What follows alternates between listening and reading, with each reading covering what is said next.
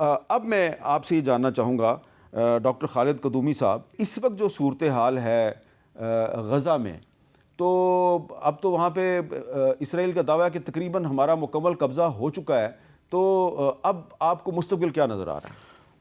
دو تین باتیں اس میں ہیں. ایک تو اگر آپ اجازت دیجیے 10 سیکنڈز کے لیے یہ بھی میں کنفرم کرنا چاہتا ہوں اور یہ تاکید کرنا چاہتا ہوں، جناح صاحب قائد اعظم نے جب یہ موقف کو لے لیا ہے وہ جذبات نہیں ہوا تھے، جذبات نہیں تھے، وہ کوئی حقائق دیکھ کے اور انہوں نے بتایا تھا کہ جی بھائی یہی ہوگا. ان کے الفاظ ہے کہ اگر یہ غلطی برطانیہ نے کرنا تو ایک نیا دروازہ ہے تاریخی انقلاب کے لیے کھلے گا. یہ لکھنؤ میں 1937 میں قائد اعظم صاحب نے کہا، یہی فورسی کیا تھا، خون خرابہ ہے. یعنی یہ چیزیں کوئی جذبات ہو کر اگرچہ کہ اسلام کے نام پہ مستضعفین یا مظلوم لوگوں کے نام پہ کیا ہے، لیکن یہ گراؤنڈ ریالٹی کے مطابق ہے. اور یہ ابھی ہم دیکھ رہے ہیں جو کچھ ہو رہا ہے فلسطین میں، غزہ میں صورت حال ہے ابھی وہ، اس میں 2 میجر ڈائمنشنز ہے. ایک دو تصاویر ہیں. ایک تو ہیومینیٹیرین کرائسس ہے، آپ کا سامنے ہے.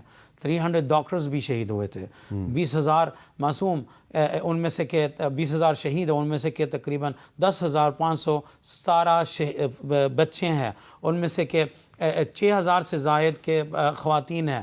آپ کے 6,700 یورو ایشین یورو سینٹر کے مطابق ہے وہ لاپتہ ہے. تو اور وہ پانی کا بھی سب سے اہم بات ہے جو ہمارے لیے بہت تکلیف دیتے ہیں کہ OIC کا اجلاس کے بعد 57 ممالک ریاض میں منعقد ہونے والے ہوئے تھے، جو ریاض میں تھا، انہوں نے کچھ قراردادیں پاس کی، منظور کیے.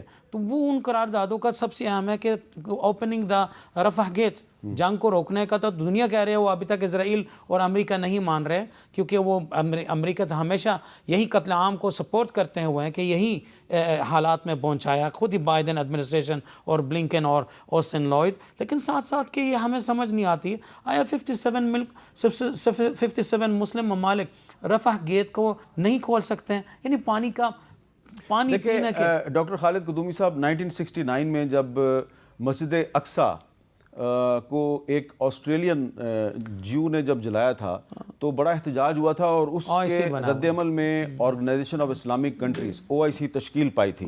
تو OIC کا جو بنیادی مقصد ہے وہ مسجد اقصیٰ کا دفاع بھی ہے. تو آپ کو نہیں لگتا کہ OIC ٹوٹلی فیل ہو چکی ہے؟ اس کے اوپر تنقید کرنے کا کوئی فائدہ نہیں ہے، چونکہ آپ کو بھی پتا، مجھے بھی پتا، اور ناظرین کو بھی پتا کہ ان کا کردار صحیح طرح، ہم کوئی اور مطالبہ نہیں کر رہے ہیں، ہم صرف تذکر کر رہے ہیں کہ انہوں نے جو قراردادیں پاس کی ہے وہ آپ نے صحیح فرمایا کہ وہ بالکل ٹوٹلی فیل ہے. اور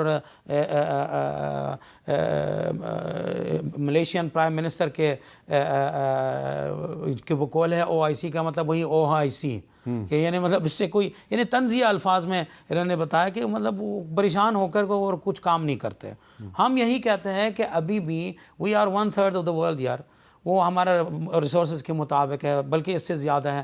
کیا ہم واقعی اسرائیل کو نہیں پریشرائز کر سکتے ہیں؟ ڈپلومیٹیکلی کے بعد میں بات کر رہا ہوں کہ جی وہ رفح گیٹ کو کھل جائے.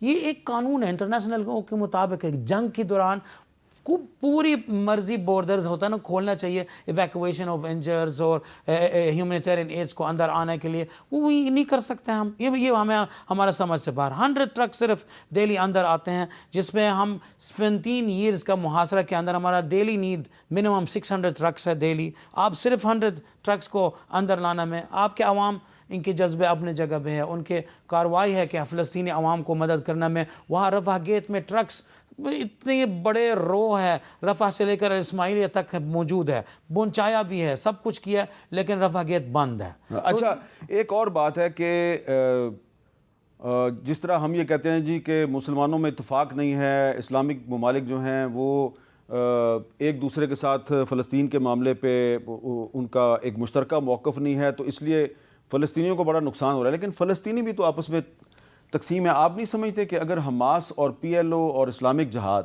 یہ اگر اکٹھے ہو جائیں تو آپ کی جو مشکلات ہیں کچھ کم ہو سکتی ہیں؟ آج کوئی ڈفرینسز نہیں ہے. ویسٹ بینک میں کوئی طوفان الاقصیٰ ہے، اس کے باوجود ہمارا تقریباً 4,000 پریزنرز ہو چکا اس 2 مہینہ میں.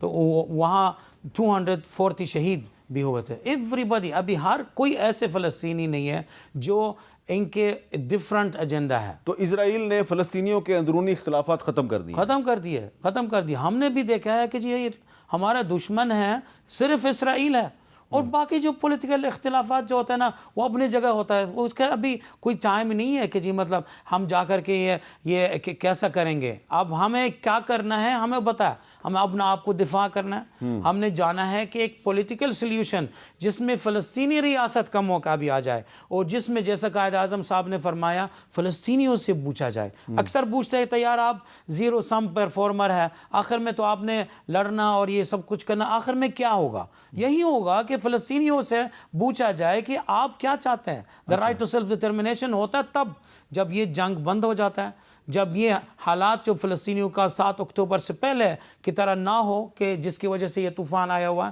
ہمارے بچے معصوم بچے گھروں میں شہید ہوتے تھے. جنگ یہ کے جو بغیر آپ پہ